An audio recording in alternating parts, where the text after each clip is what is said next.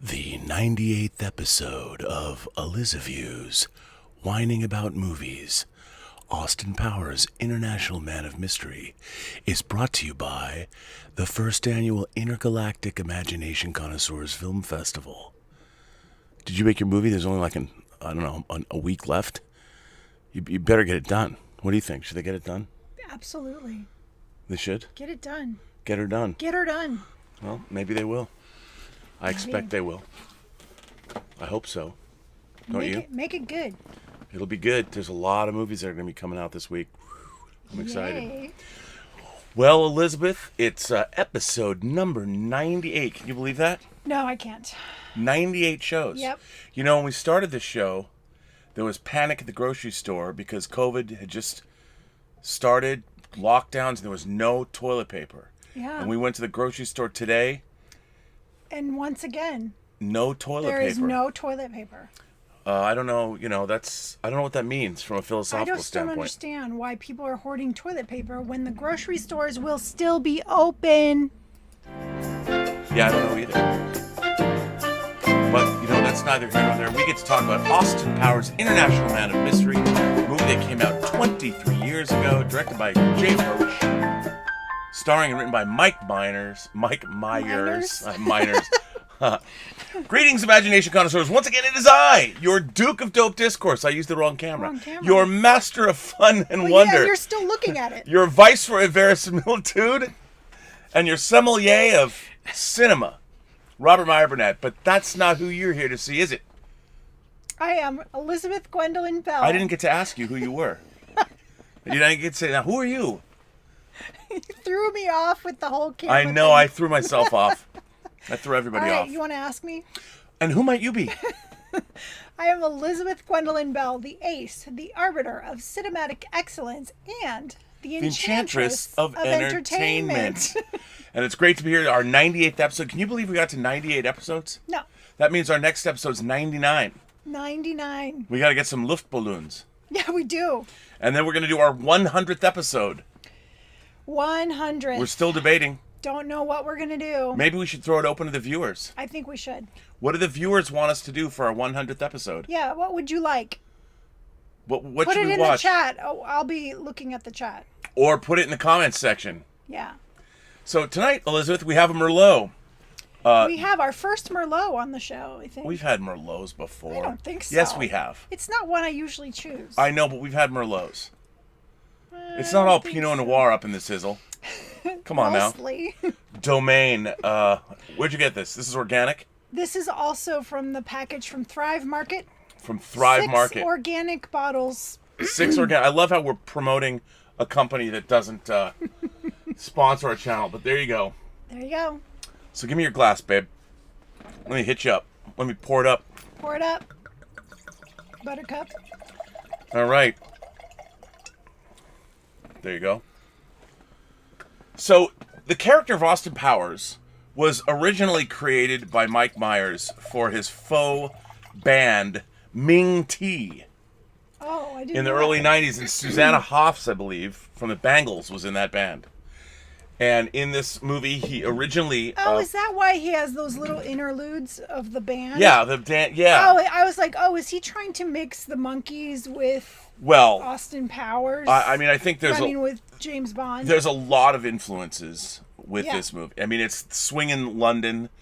I mean, we even watched Antonioni's Blow Up, which I think there's a little bit of... We didn't watch it for this show, but there's a little bit of that in here. It's all swinging London. Obviously, it's overtly a parody of the James Bond franchise, and there's a Right. lot of 60s Bond. There's a little bit of On Her Majesty's Secret Service, but it's really a parody of the entire swinging... Yeah, baby, yeah. And of course... Wait, maybe we should try Oh, should we try try the wine? Have another glass. That was a little Clockwork Orange for you.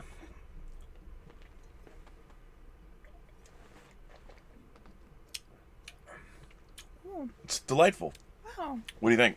I don't know why I avoid Merlots, but this is pretty good. Somebody in the comments section recently said, is there any bottle of wine That we don't like. that you guys have not liked? And the thing is, why would we serve ourselves a bottle of wine that we didn't like? That's right. We don't buy wine that we don't like. Yeah, I mean, we're trying to get a good drop of wine.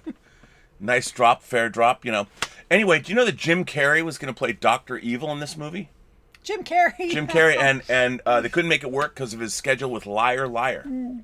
So he wasn't, and Mike Myers ended up playing. I love Mike Myers as Dr. Evil. And clearly his Dr. Evil is inspired by Donald Pleasance from You Only Live Twice. Yeah. And there's a lot of that. You Only Live Twice and On Her Majesty's Secret Service in here because those were, of course, period specific. The movie opens in 1967. Yes. Now, it's interesting that the movie came out in 1997, so the movie originally opens in 1967, and Austin Powers and Mimi Rogers, Mrs. Kensington, are on a mission together, going to take out Dr. Evil. They are. And Dr. Evil... But first, he's chased by fans all over. Well, yes, we have that great opening of... and the dance sequence, the mob, what is it? The flash mob sequence. Yeah, the flash mob sequence. I was like, they should have turned it into a musical, the whole thing. Well, I mean, yeah, they could have. Because they broke out in dance. They broke out in dance, and what a great way to open this film. I love it. Did you see it when it first opened in the theater? I did. I did too.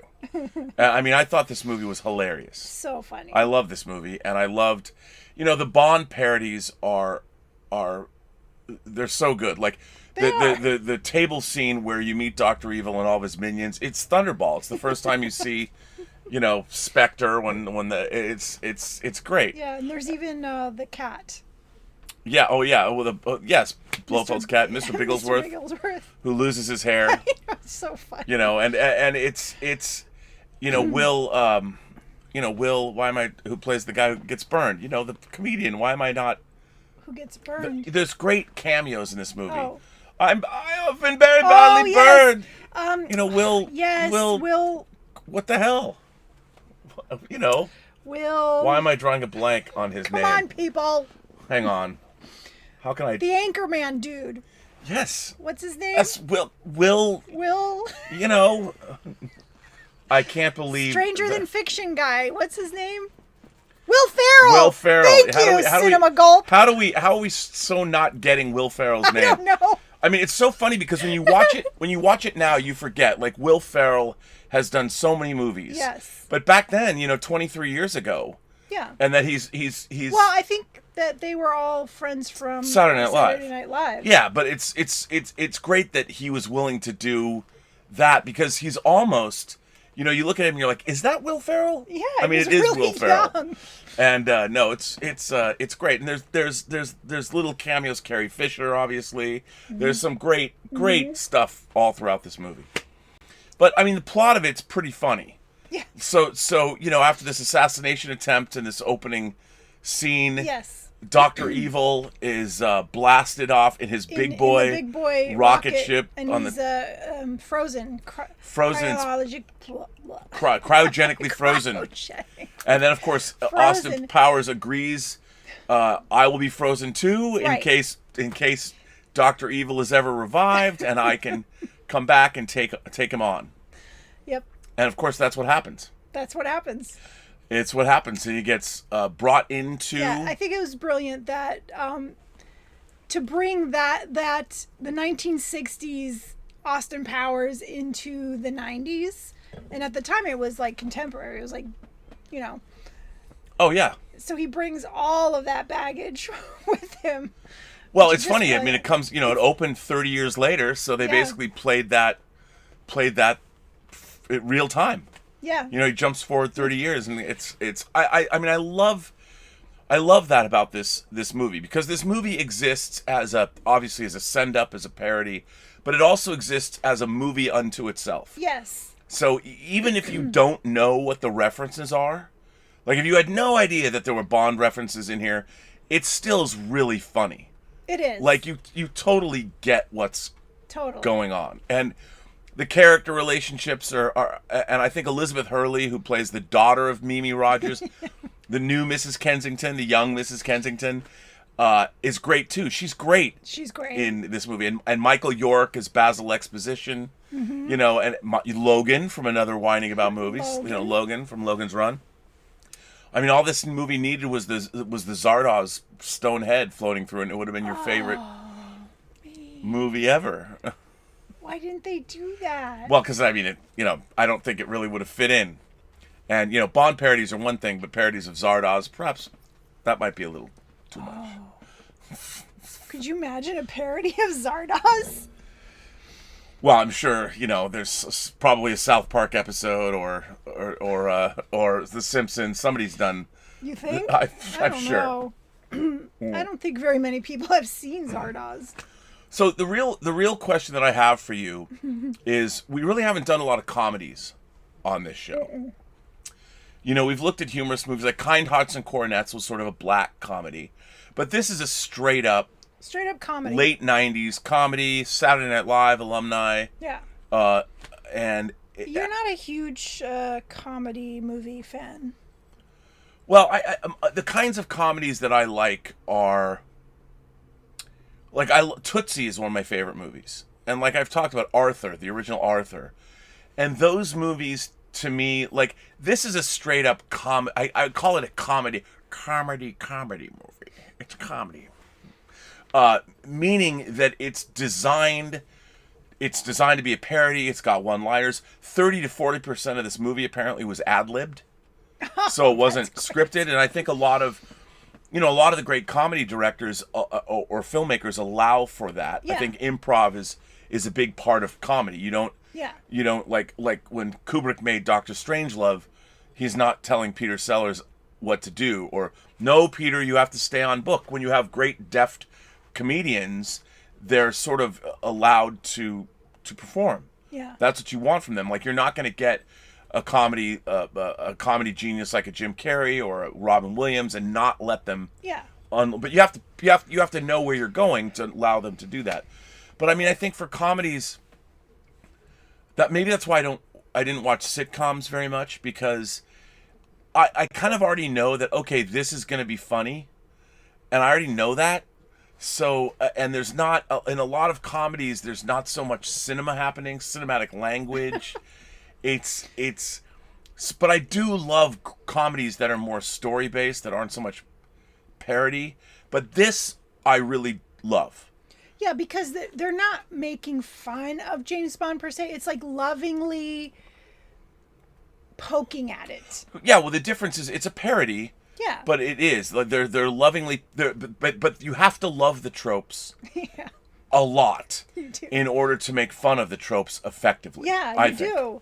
Yeah. And Mike Meyers has said that him and his father would watch these movies and movies from the late 60s, and that's where he got the idea. Yeah. And I think that this movie is so lovingly crafted. Like, you're talking about those zooms when they're the dancing interludes. Those are all part of the 60s. I was like, this is the Monkees. Exactly. I mean, it came from all that, but it's still even though it has a wacky plot, like Dr. Evil's going to build volcanoes in the world, and it still works as a movie. Like, if you're watching the plot of this film, as funny as it is, it still works. Like, it still has a story that you can follow. It's not just an endless string of skits. Right. Well, it's not Saturday Night Live. It's a movie. Mm-hmm. And Jay Roach directed it. It's filmed in widescreen. It looks good. It's got the pop art colors are all over the place. It really pops. It's just fun to watch. It is fun to watch. And all the actors they picked are really, the actors and the outfits, very inspired, across the board. Well, I guess that's it for our show. We both love this movie, so yeah. So I mean, what do you think, looking back on this movie 23 years later? Does it still work for you? I remember when I first saw it, I thought it was just hilarious. Like, I was laughing my ass off. It was so funny. But going back and watching it, like, it wasn't as funny as when I first watched it, for some reason. I don't know.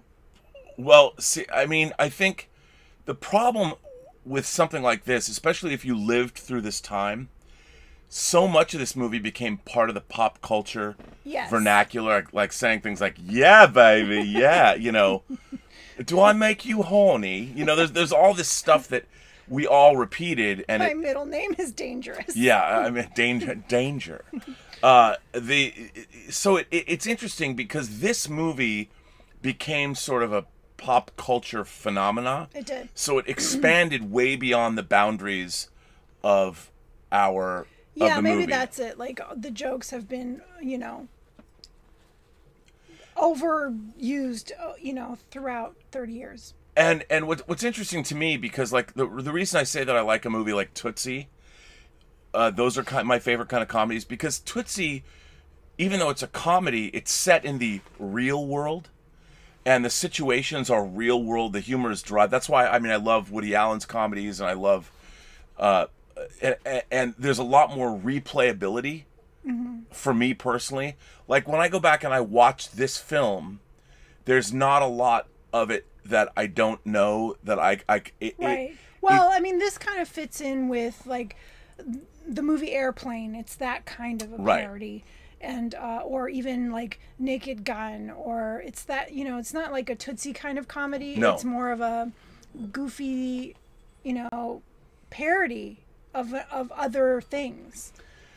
But it's interesting because it is a very character based comedy. I mean, Mike Meyers, and there's a whole succession of these movies. There's Ron Burgundy, the Anchorman movies with Will Ferrell.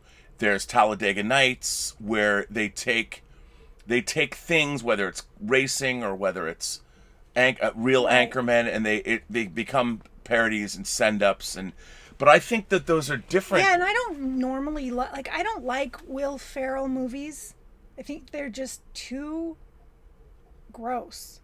I hate them. Too gross. I don't like his movies, except for Stranger Than Fiction. I really like that film, but that's a different kind of a movie. Exactly, that's not exactly a comedy.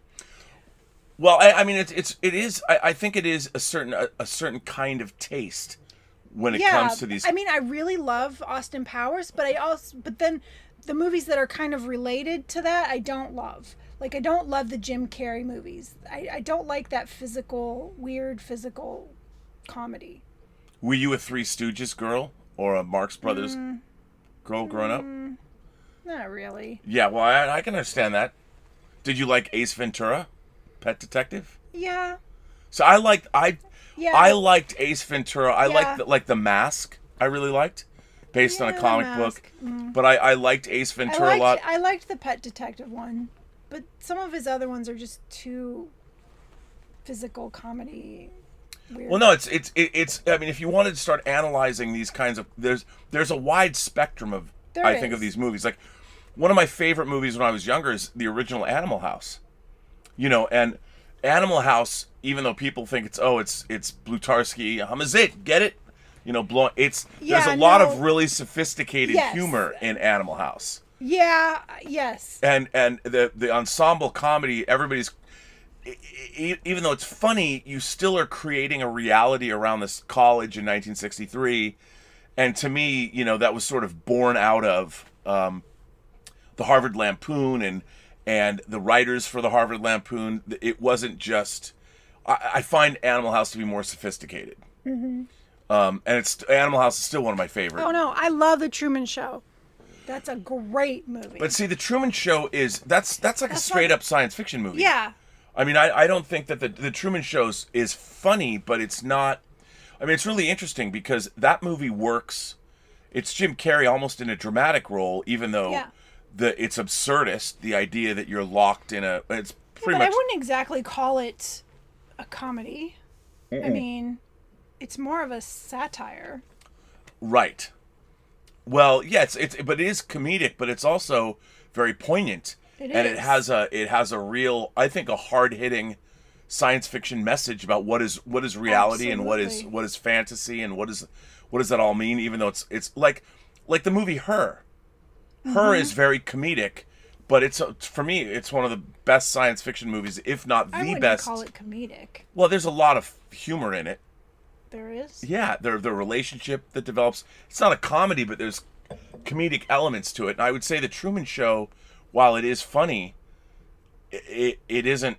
I don't think The Truman Show is a straight up comedy. I don't think it is at all. Just like Stranger Than Fiction isn't Right. really a comedy either. Or, you go to movies like Being John Malkovich. And Being John Malkovich is not a straight-up comedy at all. It's sort of an absurdist, surreal. There's comedic elements that you laugh at. Right. But, I mean, there is a wide spectrum of whatever we call comedy. Definitely a wide spectrum of it. But this is a parody. I mean, I would say that it is a parody of the James Bond movies, but it's also an evocation of a period, the late 60s, that's brought to the present day. And I mean, they do a lot. I feel like because he's a comedian, this is like his love letter to the 60s and to James Bond. Because he's a comedian, he did it in that format. Right. And this wasn't the first Bond parody either. If you watch it's funny because if you watch Casino Royale, the comedic Bond film that came out in the late 60s, there's a lot of that movie. Casino Royale was a parody of the Bond films at the time. And I think maybe it was 67. So the same, this movie opens during a time when they'd made one of the previous Bond parodies. And it's interesting that they weren't really sending up the Roger Moore 70s Bond films. This is about the 60s. Which I like it. I love the 60s. But I don't know, I'll tell you one thing. I hated the second one. I don't really The Spy remember. Who Shagged Me. I didn't think it was funny at all. I love the third one, though. Is the third one with Fat Bastard? Yes. Oh, man, there's some of that I just was like, this is so over the top. Yeah, but I mean, and I haven't seen The Spy Who Shagged Me in a while, but I remember in the theater. It's been a while, that's why I don't remember. I'm thinking that I get it.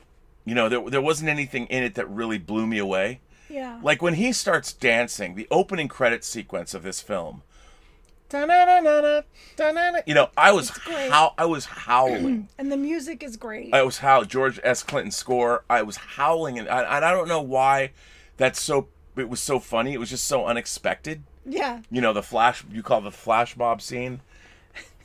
I mean, I thought it was great. And then they do things like, they have fembots, which is from the 70s. That, like, $6 Million Man had the Bionic Woman, that there were fembots in them, and the fact that well, they didn't have it, not in the $6 Million. They didn't have breasts but that makes sense. I mean, it's the idea of breasts being weapons of some kind, that goes all the way back to, Japanese animation of the 70s had that too. That's hilarious. Mazinga super robot cartoons from Japan frequently made female robots have firing breasts or things they did. So that was I love that. Did they also do firing penis? No, they didn't really do that would cross a line. I know, what can you say? I mean, you also have the ratings board to contend with. But you know what else? Even though there's a lot of sexual humor in this movie, it's rated PG-13. It's rated PG-13. and the great scenes where they're in the hotel room and she's like pouring tea and hiding his... Oh. Those were great. I remember thinking that was just brilliant. Oh, and it's so well done. It is. And he's nude, and it's and the jokes, like the ongoing joke with the penis pump that comes into play at the end of the film. I mean, it's a big... He uses it to kill... it's great stuff. What is it? Not Odd Job, but... what is it? What is his name? Random Task. Random Task. And I mean, again, those are so good. And a lot of vagina. A lot of vagina. A lot of vagina. Which and she's great. She's hilarious. She's great. She was great. She's great. Fabiana. You want a sucky? I know, it's great. And so is Mindy Sterling as Frau Farbissina. Oh, she was great. Too. She's Rosa Klebb from On Her Majesty. From Russian with Love. Very funny. And it's so great. I mean, and then Tom Arnold, who's in the scene in the bathroom when Austin Powers is being choked by number 2 Lucky Charms. You know, and he's like, hey, I don't know if all of Tom Arnold's dialogue, what he's saying to him, it's hilarious. Yeah, I he's wonder not if even, that was improv. I wonder if it's improv. He's hilarious. So funny. So funny. And he's not even credited in the film. Oh, maybe he just like showed up on set and they're like, oh, you can have a part. Yeah, he's and Patty O'Brien, the murder, and the thing with Lucky Charms. Lucky Charms. With his charms. I mean, I thought that was I thought that was hilarious. It still makes me laugh. But I'm like, does that joke play today still? Do they still have Lucky Charms? Yes, my kids make me buy them Lucky Charms. I love Lucky. But there's the joke that Frau Farbissina, she's explaining the joke to Patty. And she goes, you know, they have the little, the marshmallows. It's like finding candy. The kids chase him. It's just, I love that. It was great. And then there's some really, with Seth Green as his son. Oh, I absolutely love that character. He's so great. It's like when he's talking about his childhood and things like that. Yes. I mean, there's some really great. You've been gone my entire life. I hate you. That was great stuff. It was great. And like he points out the fact, like, come here, Papa. Yeah. Come on. He's like, come on. I hate you. But when he's when Dr. Evil is about to get rid of Austin Powers and wants to put him in the shark tank, and he's like, why don't you just shoot him? And he comes like I could go to my room and get a gun and just shoot him. And he's like, shh. Well, see, like that. I mean, that's become part of pop culture. That's like, oh, I love it. That's like the greatest scene. No, and Mike Meyers is so funny. I mean, hilarious. Playing multiple roles, and it's. But again, I you know, it's just interesting to watch this now, because obviously I have the 3-pack on Blu-ray. You know, I have these, but I hadn't watched this movie in a long, long time. And this isn't, like, I think if you wanted to study how deft comedians can do characters like this is a really great movie to study. But I don't feel like I don't watch these kinds of movies over and over again. Yeah. I mean, I don't. Yeah, I mean, there have been moments over, you know, time where I'm like, oh, I would love to watch the Austin Powers movies again, just because sometimes you just need comedy. Right. You just need something mindless to lift your spirits. So in that sense, yeah, I mean, there are times where I've wanted to rewatch them, but didn't. Well, I mean, there's a long, starting, like, with, you brought up Airplane. Yeah. Airplane was 1980, and that was a send-up of, that actually is an actual lift of a airline disaster movie, but you also had the airport movies, and there's been a whole, whether it's the Hot Shots movies, the Naked Gun movies, Top Secret is one of my favorites that was made, that Zucker, Abrams and Zucker made after, with Val Kilmer. I love that film. And I like parody movies. Like Top Secret to me was a unique movie on its own, but there's a lot of parody movies that have been made over the last 40 years that I just don't dig. Yeah, some of them are bad. Yeah, I don't know. I mean, I think. Why is this one different? Probably because you can tell he really loves what he's making fun of. And it's done lovingly. It's not done in a way that's like tearing it down. And there's an interesting story, and he's really funny. And I do think what sets this apart from a lot of the parody movies is that the characters in this film, like Austin Powers himself, works as I mean, if this makes any sense, I don't think of Austin Powers as simply a James Bond. It's like he's his own character. I mean, he's not exactly James Bond. No. He's not a parody of James Bond. No, I mean, he's his own unique thing. And like when I watch a movie like Hot Shots, and you've got like Charlie Sheen, I don't feel that I feel like it's Charlie Sheen impersonating or doing a parody. Like I don't feel that Austin Powers he himself isn't a parody of something. Yeah, he's it's not sending a direct it up. parody. No, the character itself. He's creating something that legitimately exists in its own universe. It's an amalgamation of all these things in a blender. Right. But all of the characters, Mrs. Kensington, Basil Exposition, Dr. Evil, they exist unto themselves. And I think that's what sets this apart from other parody movies. Like, they're going to do a Scream parody, or you're going to do, like the Wayans brothers are doing a parody of something. But this works on its own to me. Mm-hmm. Like, it can exist outside of what it's sending up.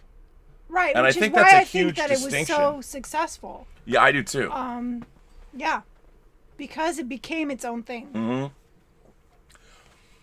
Yeah, like when you watch Airplane, even though Airplane is really, really funny, and Robert Hayes and Julie Haggerty are great in it, you don't love it because of their characters. Right. It's all of the characters, all of the people in it, Stryker, whatever. But you think of Airplane as Airplane. You don't think of it as a person necessarily. There's all these different jokes. You think of the movie Airplane, everybody has their favorite jokes. Right. But when you think of Austin Powers, you think of the characters. Yes. You think of Dr. Evil, you think of his son, you think of Austin, you think of Mrs. Kensington. And I think you think of Basil Exposition, and I think that's a huge distinction with a lot of the other parody movies of the day. Yeah. Yes, I agree. But, now with 23 years later, like you and I were both talking about, does this movie still work? Like, it'd be interesting, do you know if Sophie's seen this? It'd be interesting to set her down and... I don't think she has, but here's the thing. To really appreciate this, you have to have watched the older James Bond movies to truly, truly appreciate this film. Because, like, even now, modern day James Bond movies, it's really not a parody of that. It doesn't relate to that. That's a different James Bond. You really have had to watch, the Sean Connery and the Roger Moore James Bond. Well, I mean, this movie came out the same year as Tomorrow Never Dies, the second Pierce Brosnan movie. We weren't even into Daniel Craig yet.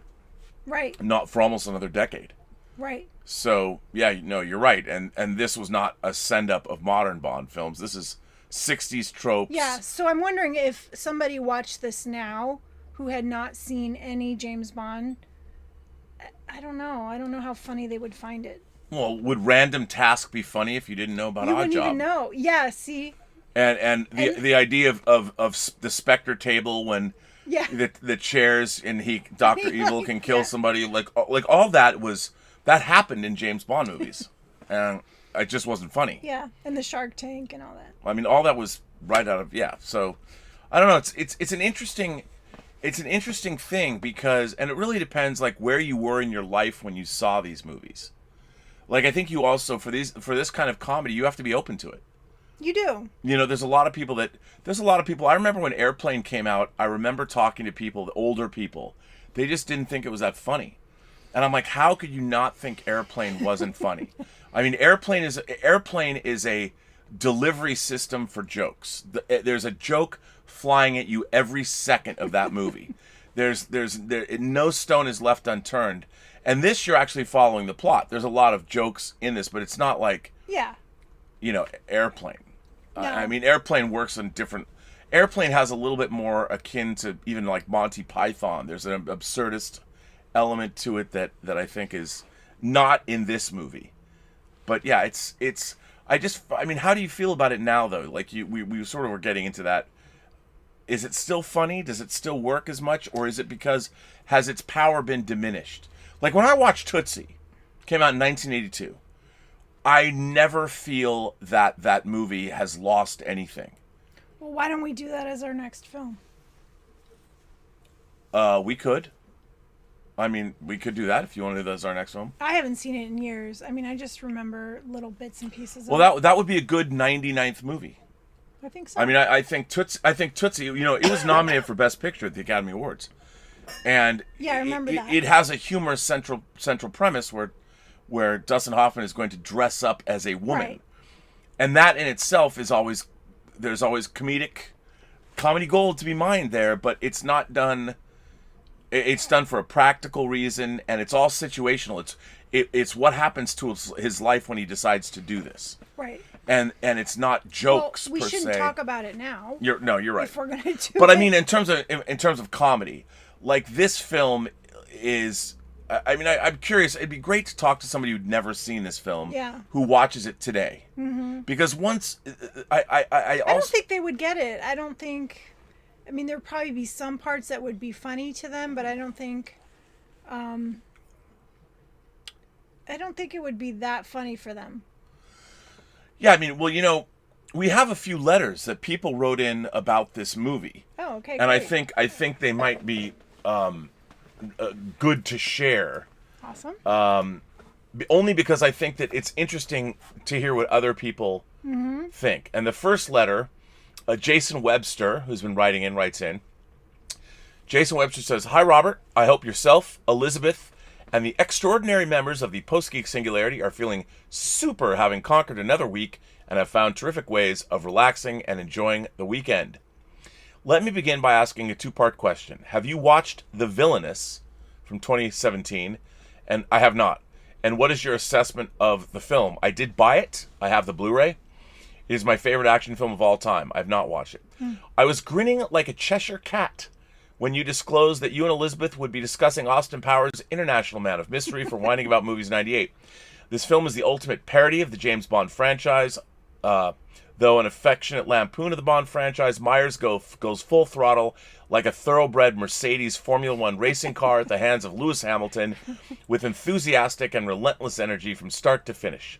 The movie packs in delivery of clever dialogue, spliced with doses of both visual sight gags and physical humor that traverses from being subtle one minute to being about as subtle as a bull in a china shop the next.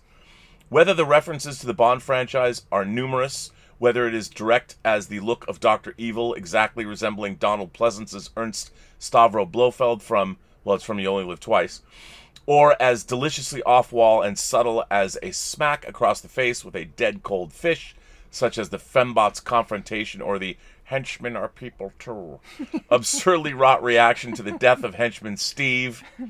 I love this film for many reasons. Clever dialogue and memorable lines such as, I have one simple request, and that is to have sharks with friggin' laser beams attached to their heads. Now, evidently, my cycloptic colleague has informed me it can't be done. Memorable performances by Mindy Sterling as Frau Farbissina. The play on how the Bond girls were given suggestive names, such as Pussy Galore, with the character of a lot of vagina. The film features cameos by the likes of Carrie Fisher, Will Ferrell, and Rob Lowe. One of my favorite scenes of the film comes from when Dr. Evil and his son attend a parent-child therapy session. When asked by the therapist, Carrie Fisher, to provide the background, I was in tears with laughter at his reply. My childhood was typical. Summers in Rangoon, luge lessons. In the summer, I love this line, we'd make meat helmets. When I was insolent, I was placed in a burlap bag and beaten with reeds. Pretty standard, really. Great. Austin Powers' International Man of Mystery represents Mike Myers at the height of his comedic powers.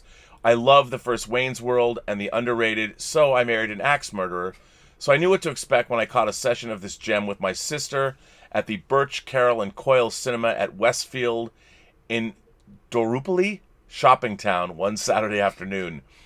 Is there a place called Indorupoli? Rupili? Indorupili? The film was inspired by the British films and comedies of the 1960s and 70s and a tribute to Meyer's late father, who introduced him to the Bond films and British comedians Peter Sellers, Peter Cook, and Dudley Moore. Principal photography began on the 4th of August 1996 and was completed on the 12th of October the same year. Locations chosen for filming included the Imperial Palace Hotel and Casino, Alada's Penthouse, and Vasquez Rocks National Area Park for Dr. Evil's Lair. Produced on a budget of $16.5 million US, the film earned $67.8 million worldwide and earned critical praise from, actually I think it earned about $67.8 million US, and it earned another $60 million worldwide, and earned critical praise from numerous critics, including Roger Ebert and the San Francisco Chronicle's Mark LaSalle. Thank you, Robert and Elizabeth, for providing the opportunity to laugh and be entertained by Austin Powers' International Man of Mystery once again. In light of events around the world, this is the type of pleasant, fun diversion everyone needs. Take note, Hollywood. Return to making original comedies and parodies that genuinely showcase a love for the properties they are spoofing. To anybody who has never seen Austin Powers' International Man of Mystery, I recommend doing so to put a smile on your face. To yourself, Elizabeth, and the cool members of the greatest society of pop culture fans and enthusiasts on the net, known as the Post-Geek Singularity, sincerely, Jason Webster. You know what? He brings up a really good point in this letter, that this movie lives and dies with Mike Myers. And it was born out of a love of something that his father instilled in him. So you really see the passion and even though it's directed by Jay Roach is really implementing Meyer's vision. Right. And I think that's what makes this movie so good, is it really is visionary, if you want to call it. And I think that movies like this, like Airplane was visionary in the sense that Zucker, Abrams, and Zucker, it's sprung out of their minds. Right. And I think that I think there's been other parody movies that were sort of, somebody said, we'll do a parody of this. They were jumping on a bandwagon. And a movie like this really needs a vision behind it. Yeah. You know, you need a visionary, creative entity, don't you think? Yeah, I mean, I think like he loved so many of these things and then kind of put it all together to create something new, but yet still parodying, something that he loved. Yeah, and it comes through. Yeah. And I think that's why this movie succeeds. Yeah. And then, of course, obviously it did make a lot of money for its budget, so it's like, let's make another one. And one of the things that was really memorable about Goldmember is when you have a character named, like, Fat Bastard, that character, again, came out of the mind of Mike Myers, and I don't think anyone could have done it except him. Yeah. See, I quote Fat Bastard more than any other character in these films. Well, yeah, I mean, it's getting to my belly. I mean, again, a memorable, and that character almost went a little too far, but you loved it. He went too far, and I was just like, oh, that's just too much. But it's good stuff. So this next letter comes from our friend Black Phillip Alvarez. Black Phillip. Greetings, Rob, Elizabeth, and my fellow Post-Geek Singularity community. Back with another letter, this time on Austin Powers and one of my guilty pleasures, the parody genre. Is it a genre? That's not me. While I very much appreciated your shows on the Bond films, I was even more delighted to see y'all cover one of my all-time favorite parody films, Austin Powers, the whole trilogy, really. However, in preparing for this letter, a thought came across my mind. Whatever happened to the parody film? I'll get to my thoughts on the Austin Powers trilogy a little later. Now, parody films were fairly popular in the 70s, 80s, and 90s. They pretty much make fun of either one movie or a particular genre of films. The great thing about them, at least the earlier ones, while funny, they were also smartly written, and the plots were almost beat for beat to the movie being parodied. Some of the best ones, in my opinion, were, of course, anything Monty Python. Especially, I love Monty Python, the Holy Grail. The ones from Mel Brooks, which I actually saw later in my life. Monty Python and the Holy Grail. Some of the ones, in my opinion, were, of course, anything Monty Python. The ones from Mel Brooks, Spaceballs, Young Frankenstein, Men in Tights. I mean, I love Young Frankenstein. Frankenstein. The Zucker Brothers, Top Secret, Naked Gun, and Hot Shots. Later in his career, Leslie Nielsen became a staple for parody films and has appeared in some of the funniest ones like Airplane and the Naked Gun films. He made them funny because he played the characters straight and the action around him was what was funny. Yes. In the 2000s, while we did get a few parody films from the Wayans brothers, I did like Scary Movie, which, fun fact, was the original title for Scream. It was changed so it wouldn't be thought of as a parody of horror. The last parody film I remember enjoying was Not Another Teen Movie, which I believe was Chris Evans' first role. The movie parodied almost the entire teen or high school movie from the 80s and 90s. It was raunchy but hilarious and had heart, especially when you catch the homages to the various films. It had a great soundtrack, also with covers of the most popular songs from the movies at the time of their release. It pains me to say, but since then, the parody genre became a victim of its own purpose. They essentially became parodies of themselves, and not in a good way. Who do I blame for this? The so-called parody movies made by Jason Friedberg and Aaron Seltzer. I'm talking about Epic Movie, Date Movie, Disaster Movie, Meet the Spartans, and Vampires Suck. You know what really sucks? These movies.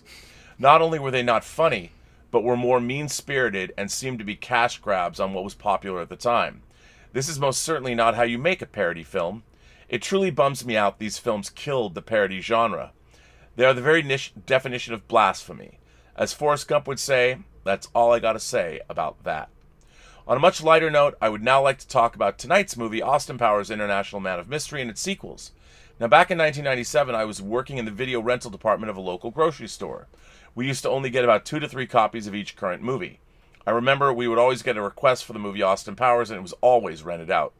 We even had to order more copies, and it would sell out. Then a customer finally mentioned that a guy from Wayne's World made a movie that pokes fun at James Bond, and it's hysterical. So luckily, working in the video department, I set aside the next copy that was returned, and I finally watched it. It should be no surprise that I immediately loved this movie. Mike Meyers from SNL and Wayne's World made a parody on the Bond franchise. Oh, I don't even know where to begin with this one. From the one-liners, "Yeah, baby," or "Oh, behave," and "Do I make you horny?" to even how Austin looks with the bad teeth and the chest hair, who loves the swinger's life. It was comedic genius. His look, well, looked to have been inspired by the Lazenby Bond. He's definitely a ladies' man as well, and they love him. The scenes with Vanessa are hilarious, and Elizabeth Hurley is so sexy in the role, but at least he was still a gentleman when she was drunk. Take that, Bond. Pretty much playing it straight against Myers as Austin. How could this film get any better? Well, the villain, of course, Dr. Evil, also played by Myers, is, well, obviously a parody of Blofeld to the T, although that character was already one step away from being a parody on his own. However, I would honestly say the most underrated character is Scott Evil. Yeah, I agree with that. Best character. Played by Seth Green, the banter between Scott and his Dr. Evil father, Dr. Evil, is absolutely hilarious. The therapy scene alone with the Dr. Evil monologue is comedic genius. Yes, I know it had Carrie Fisher for the Star Wars geeks, no offense. The movie has it all, and I wouldn't dare give it the P word perfect, but it's close. I can watch this film over and over, and it still holds up, even knowing the jokes. I crack up every time. Since at the time the original Austin Powers was the highest-selling video ever, it spawned a sequel, The Spy Who Shagged Me. At first, I was worried about this, with the exception of the Naked Gun and Hot Shots parody sequels rarely work.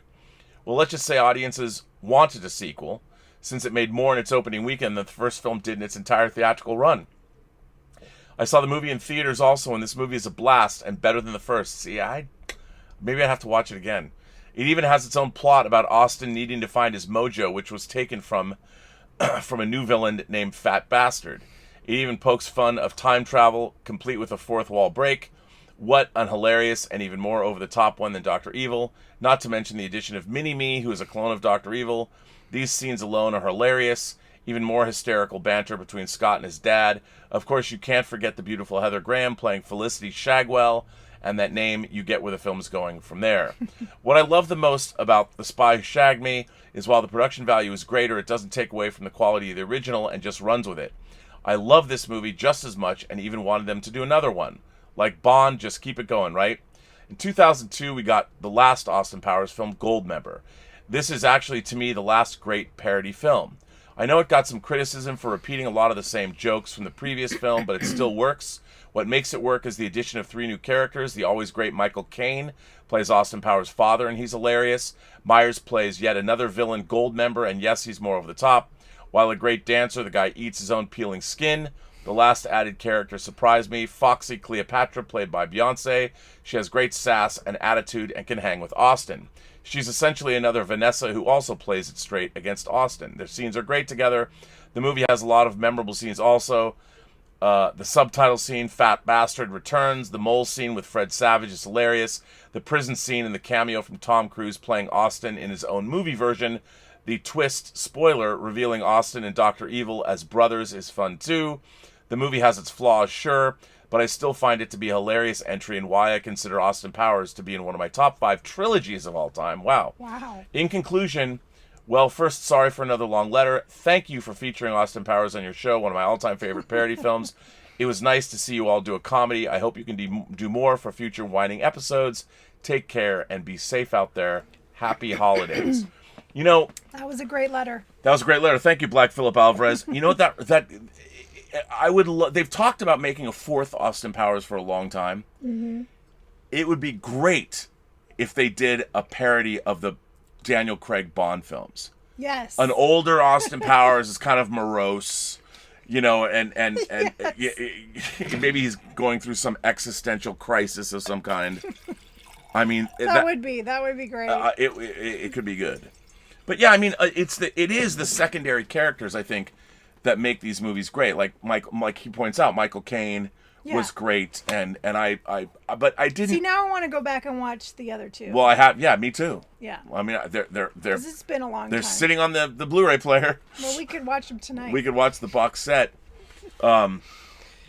So yeah, I mean, I did really enjoy watching them, you know, coming back again after so much time. Yeah. Although, yeah, me too. It's amazing to me that, especially after watching the James Bond film. Right. Yeah, it was really great to watch this right after. Yeah, I thought it was really cool too.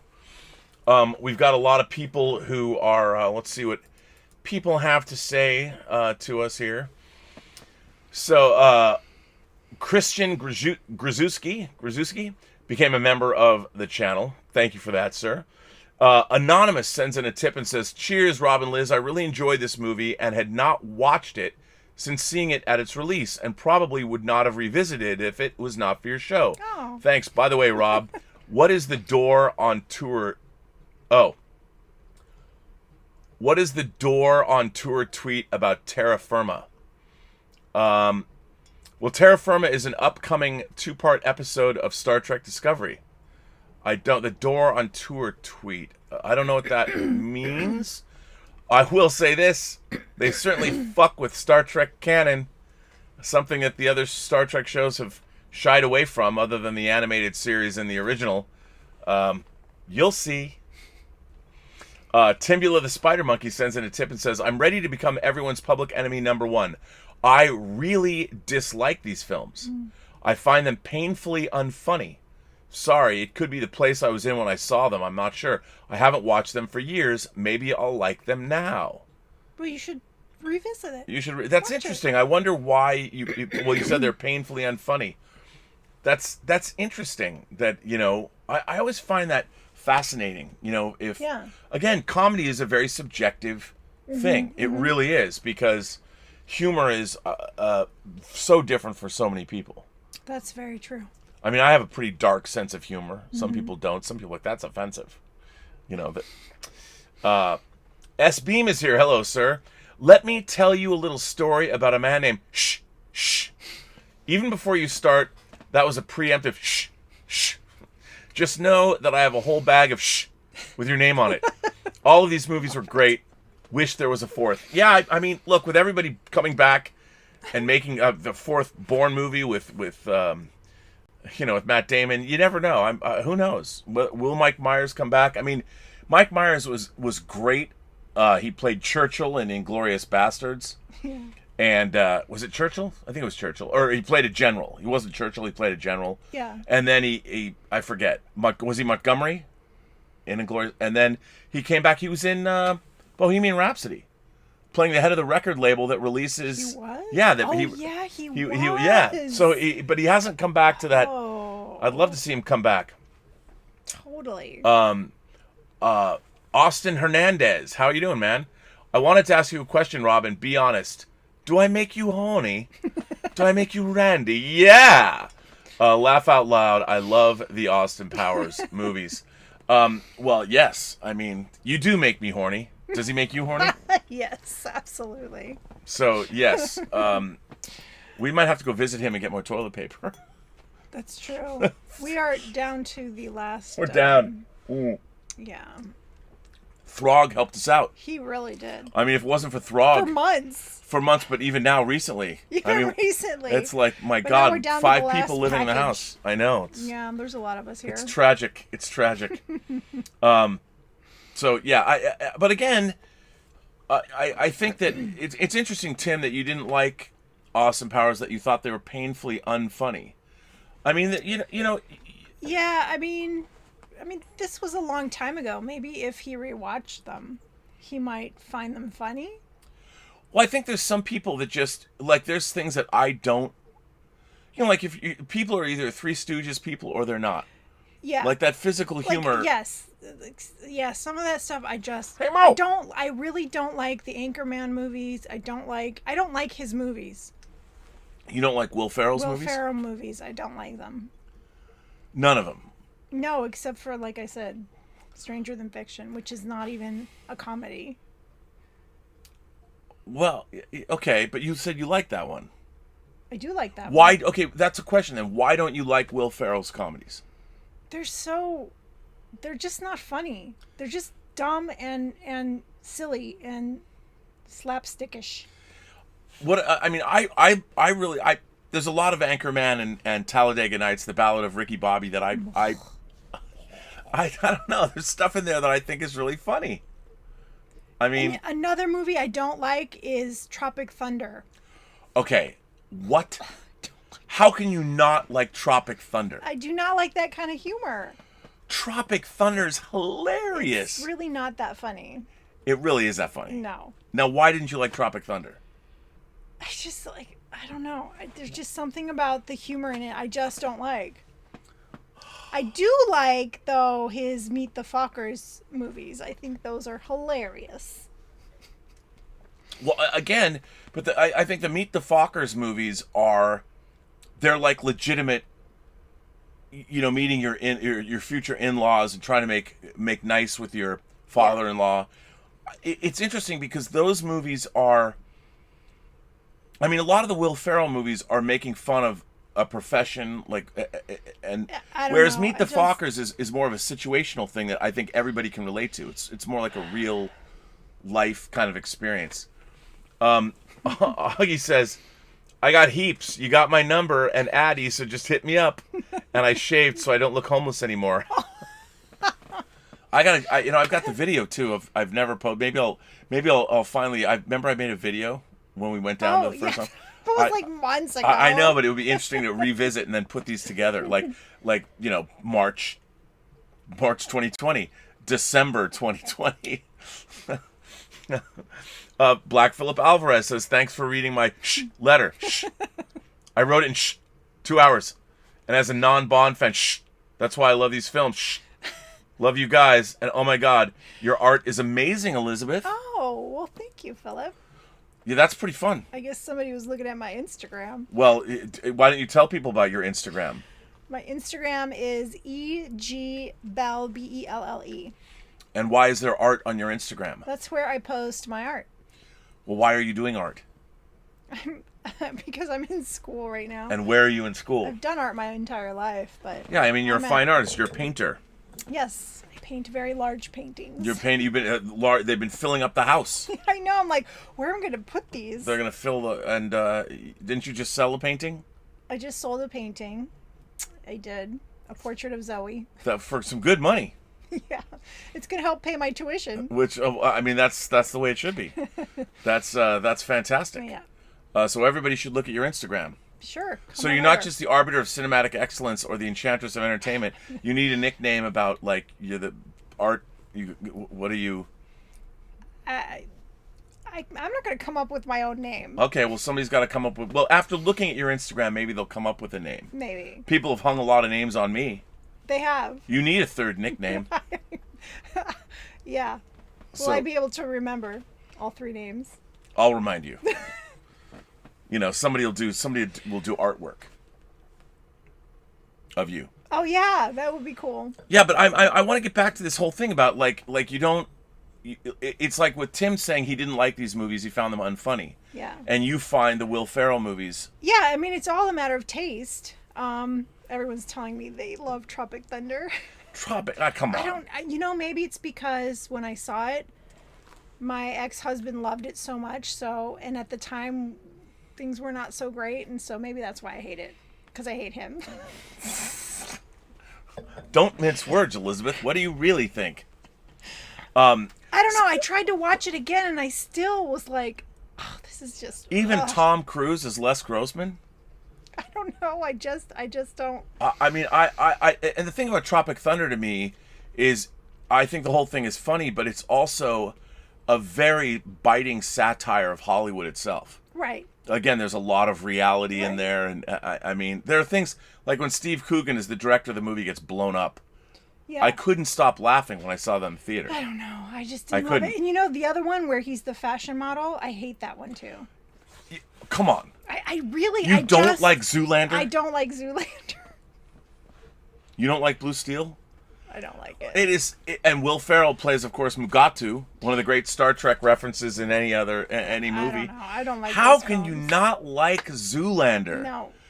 When they're singing Wham at the gas station, waving the gas all around? Oh my God. I think that is just so stupid. See, now that you're bringing all these things up, I mean, I didn't like Zoolander 2. I'll tell you something else. Did you like Ted? Would you believe that I've never seen it? Okay. I loved Ted, but I hated Ted 2.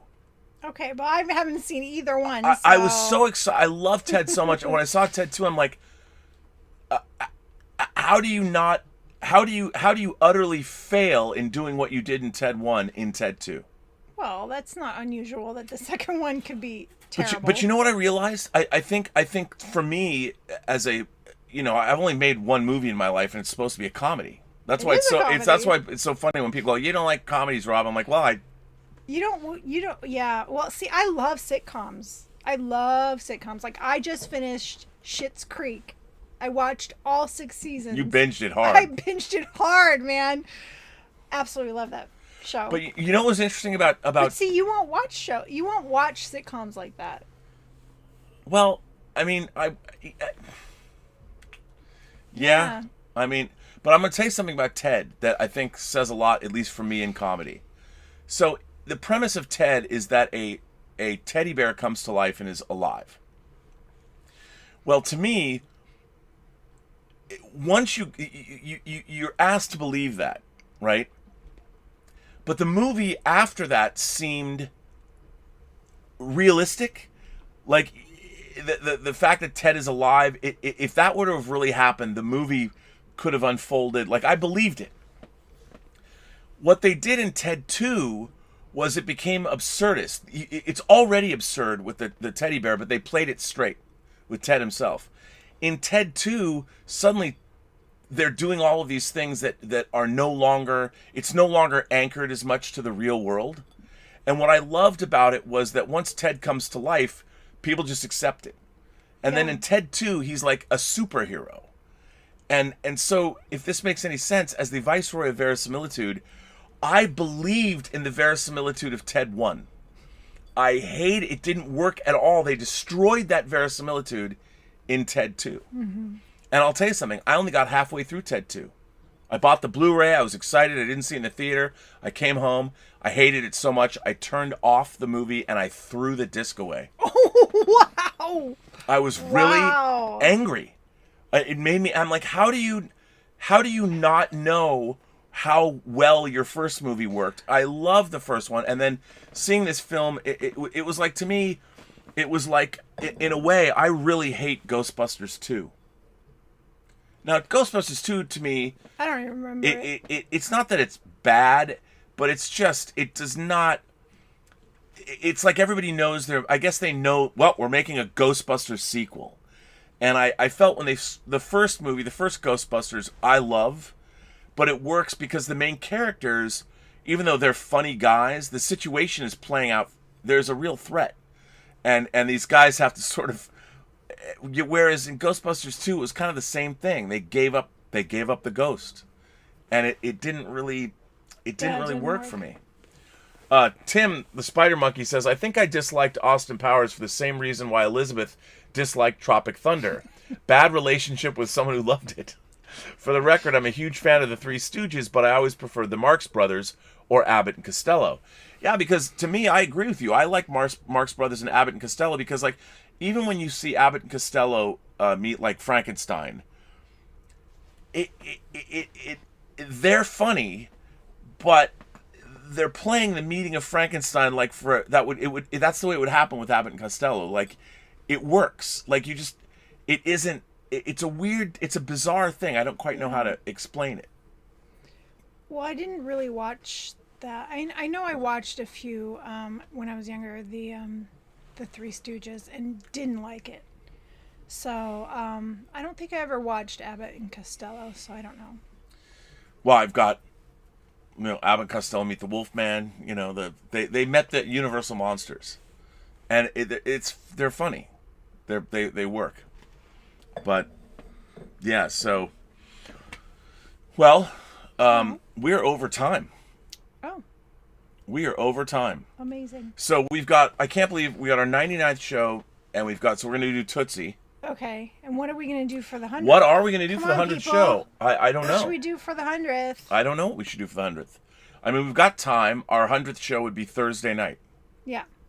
We'll do Tootsie on Tuesday, and then our 100th show will be Thursday night. Oh, it's Thanksgiving. Oh. We're not going to do a show on. Nobody's we gonna know what watch we'll it. do. Our 100th show will be Saturday. Yes. That gives us time to That's figure it better. out. It's a holiday weekend. Everyone should be safe, and it's going to be a weird Thanksgiving, just like the rest of the year has been weird. But yeah, I think so. We'll do that. We'll do our 99th show on Tuesday, and then we'll be back on Saturday for Somebody our. said Tropic Thunder.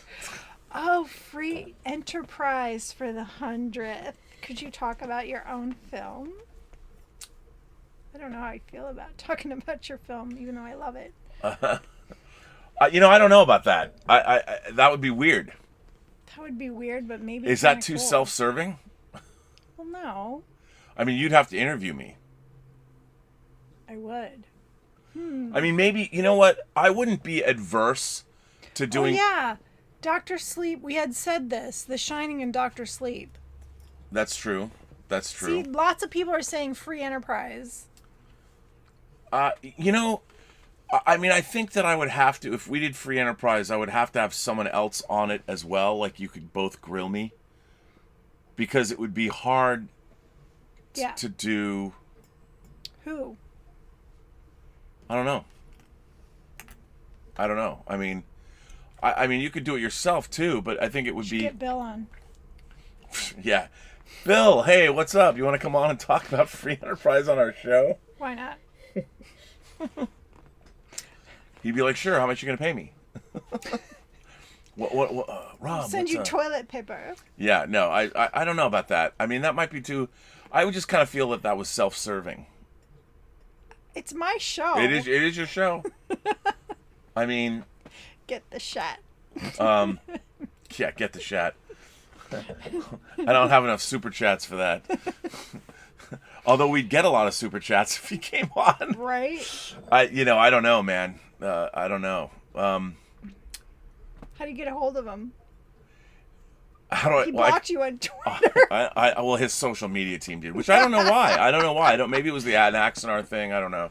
I'm blocked by Bill Shatner on Twitter. And what's funny is we would go back and forth on Twitter, and then I got blocked. Yeah, you made a movie with him. I know, You it's must very remember weird. that. I don't think whoever his social media people were knew that.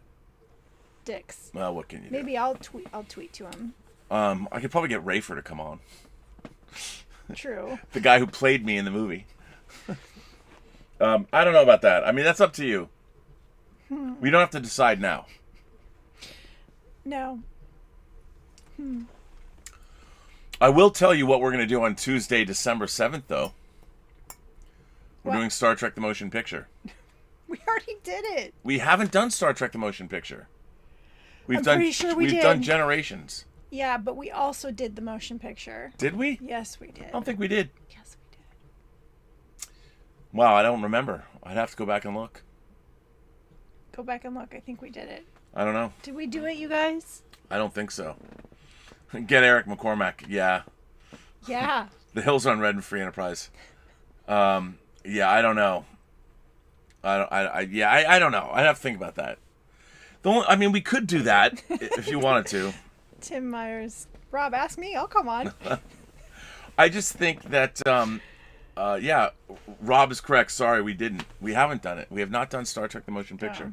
And you having just watched a lot of Star Trek, it'd be interesting to see. Yeah, totally. We should do it. And December 7th is its anniversary. Okay. It's 41 years old on December 7th. Actually, it's, 41 years old. But, with Free Enterprise, maybe. I mean, we don't have to announce it now. We'll announce it on Thursday. Or we'll announce it on Tuesday. Not Thursday, because it's Thanksgiving.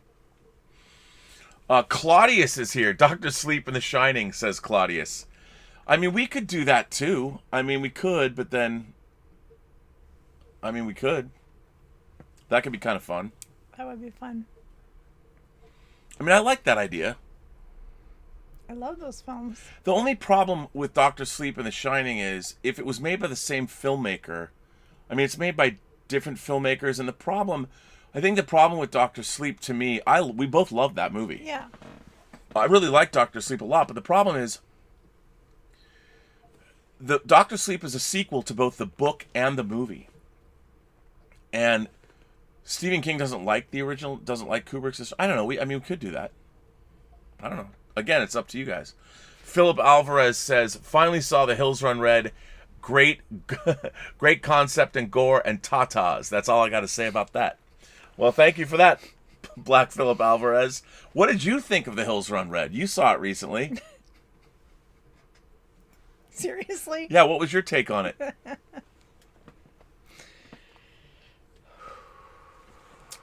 Anyway. You didn't have a pleasant experience watching that movie. Okay, well. Different strokes. I guess it's no Tropic Thunder. Yeah. Okay, well, that's a go. Anyway, I guess we'll end this show. On our scale of 1 to 4 glasses of wine. Yeah, I'm going to give that's our bottoms up scale. Yes, 1 to 4 glasses. I'm going to give Austin Powers 3 glasses. Not more than 3?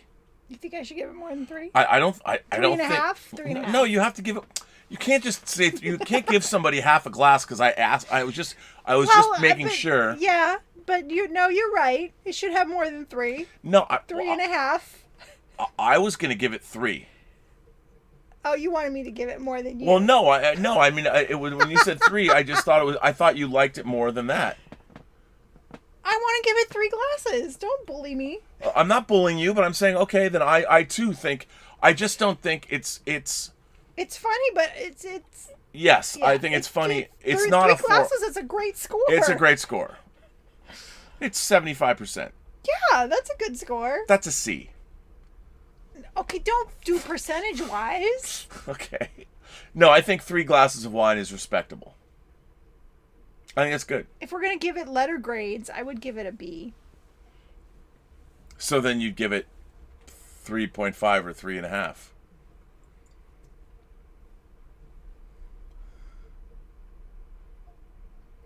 Whatever. Okay, well, I think we're both giving it a 3 then. 3 glasses of wine for Austin Powers, International Man of Mystery.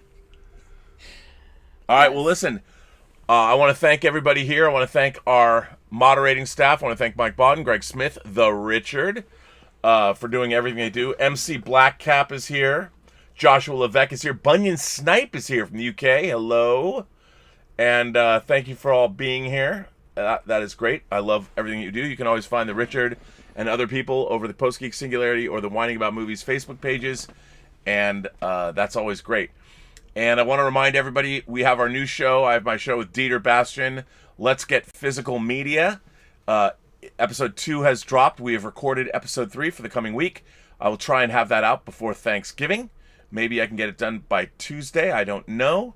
Check that out. Of course, we have more Whining About Movies coming at you. And we want to thank you. We have to thank our audience. Almost 100 episodes. Yes. Yes. Thank you for watching and keep coming back for more. You keep coming back for more. Did you think that you were going to be on the show? Like, when we started doing a YouTube show, how did you feel about being on a YouTube show? I was really nervous about it. Why were you nervous? I mean, I had been in plays and stuff, but it'd been a long time since I did anything like this. And then also, like, you're so knowledgeable about films. I felt like, how am I supposed to have a conversation with you about something that you're an expert in? Yeah, but it's not about me being an expert. It's about what you think about the movie. That's what you explained to me, and I was like willing to try. I think you've done a great job. Well, thank you. You've grown into your role nicely. Well, thank you.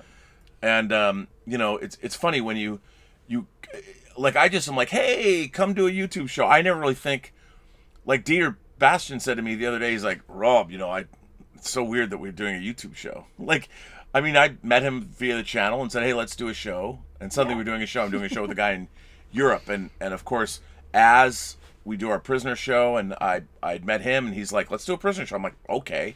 And suddenly you're putting yourself out there for other people to see. Right. So you feel good about it. Now that you're a YouTube star. A minor YouTube celebrity for our very astute and discerning audience. Yeah, it's great. It's fun. Hey, the audience is getting bigger all the time. It is. So, well, that's great. Yeah. I think it's a lot of fun. The more people, doing a Bond show. I'm doing a Bond show with the folks over at Midnight's Edge. I don't know if we're doing one this week because it is Thanksgiving. I think we inspired them to do Bond. No, because Tom over at Midnight's Edge had been talking to me about doing it for a long time. Oh. But it was different. They wanted to go through every single Bond movie. But, I don't know if they watched our show, but we're doing every single Bond film. But it's different. The thing about doing it over on Midnight's Edge is Tom's never seen a James Bond movie. That's crazy. It is crazy. And you grew up with Bond the way I grew up with Bond. So one of the things about what we're doing over at Midnight's Edge is if you didn't watch our first show, the Dr. No show, I thought it was really good. But it's really interesting to talk to somebody who's never seen Bond and who only has heard about it in pop culture. That's why I wanted to do the show with him, because I just wanted to know how he felt about all the movies. Yeah, yeah. And that's why it's fun. So how does he feel so far? Well, Dr. No, you have to listen to the show and find out. You have to tune in to Midnight's Edge. It's on the Midnight's Edge channel. But what day? What time? Well, we did it live on Thursdays starting at 11 a.m. Pacific time. Okay. So, I'm still in class at that time. Yeah. That's why. But I think that if you guys like Bond and you liked us talking about Bond, I would recommend the Midnight's Edge Bond show because it's really interesting to hear Tom having never seen a Bond movie. And he's he's loved movies his whole life. How do you live your whole life without seeing a Bond movie? Well, I mean, he's younger than me, so, he didn't grow up with Bond movies on TV. They weren't in his house. But that's what makes it so fascinating to listen to for me. Like, Dr. No, if you think about what Bond is supposed to be, and it's got this legendary status, Dr. No it's a lower budget movie. It's the beginning of the franchise, and so going back and movies that are period pieces. I mean, at the time it was a contemporary movie, which dates it more. Yeah. Then he had said something really interesting. He goes, "I have an easier time watching like Lawrence of Arabia," and I said, "Because Lawrence of Arabia is a period piece, whereas this movie, when it came out in '62 in the UK, was contemporary, which means it's probably even more of a." When you're watching a period piece, okay, this is set in this year. Like when you watch 1917, it's set in 1917, so you're not looking at it going, oh. Whereas Bond, which is supposed to be contemporary, nothing is contemporary anymore. Back then it was sleek and modern, and now it looks very dated. So if you've never seen a Bond film, to go back and watch Dr. No, it's probably tough. But that's what's fun to do about it. And that's what's fun on this show too. Like, I've really liked when I show you movies that you have never seen before. It's a lot of fun. That's the whole point, is to sort of get your... Well, that's kind of the premise we started the show on. Right. That you would show me films that I'd never seen. But then, we've seen so many. It's like, well, now we have to watch films that I have seen. Well, also, you kind of... I mean, it's easier for you, I think, it's easier for anybody to respond, to have an opinion about something they have seen before, but you can revisit. Well, I loved when we were doing these weird, obscure, films, older, crazy stuff. But then not many people watched. But that's the problem. Like, we would get more views with films that were more popular. Right. So are you saying that it's only about views for you? No. But, like, if there's only 20 people watching, it's really not fun. Right. You know? I know. Because you want to share with the experience, with the Post-Geek Singularity community. And if there's only like 20 people watching, you're like, we're just talking to 20 people. Well, that's 20 people that other people are talking to. I mean, come on. One man's island is another man's continent, depending. Or one woman's island is another woman's continent. I think we should do Zardoz again for the 100th. No, we can't repeat a movie Why not? because we've already done it. Is your opinion going to change? No, it's going to get better. All right. I'm just kidding. MC Blackcap says we should do Stalker. I'd love to do Stalker. You I don't know that film. Well, it would put you to sleep. It would. So then why would we do it? Because it's great. It's great. And I have the beautiful Blu-ray of it. Claudius 0069 says, this show is the Bollinger 53 of movie review shows. Elysabeth must be watched under 58 degrees. Anthony Gonzalez says, you guys still haven't done a Kevin Smith film. Call it right now, Liz. Which one would you do? Dogma, Red State, or Chasing Amy? Honestly, I haven't seen any of them. Well, so he's saying, if you've never seen any of them, Dogma, Red State, or Chasing Amy. How would I know? I haven't seen them. Well, without of those three titles, I look, if you're going to talk about Kevin Smith, I would say you have to start with Clerks. That's which what is I his was like. first movie. Isn't his movie named Clerks? That's his first movie. Yeah. Chasing Amy is one of my favorites of his films, but Dogma's pretty good too. I haven't seen any of them. We should do a Kevin Smith one. Okay. Maybe I could get Kevin Smith to come on the show. That would be cool. Maybe. I don't know. That would be interesting. That would be awesome. So yeah, well, Anthony, yeah, that's not a bad idea. Justin, you better get on that. I have not watched. Yes. Well, okay, then we're gonna end this show. You got to take us out. So, everyone you meet has a story to tell that you have yet to hear, and all you have to do is listen. All you have to do is listen. And with that, we bring an end to Elysabeth's episode number 98. 98 bottles of beer on the wall. 98 movies of 98 Blu-rays on the wall.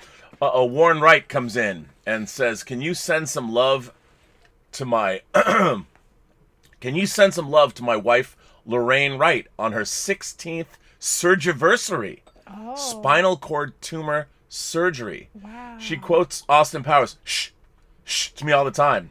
Thankfully, she's not in a wheelchair or worse for the rest of her life. Oh, wow. Well, Yeah, 16 years. That's great. Well, I think, Warren, all of the Post-Geek Singularity community would love to give your wife, shh, your wife, Lorraine Wright, shh, Lorraine. First of all, I've never heard the word surgiversary. I love surgiversary. Congratulations to you for going through that surgery like a trooper. Yes, 16 years. That's great. Congratulations. And yeah, if you shush your husband a lot, I bet he does something that warrants it. Warren, do you do something that warrants? Oh, sorry. Yeah. Well, I'm glad you're both together and you're happy, and she's not in a wheelchair. That is a good thing. I'd be curious, what was the first movie the two of you saw together? Mm-hmm. Like, did you go out on a date? What was your first movie date? Was the first movie you saw, did you VHS and chill? Or did you DVD and chill or something like that? What was the first movie you guys saw as a couple in a movie theater? I'd love to know. But all my best to Lorraine on her 16th surgiversary. Wow.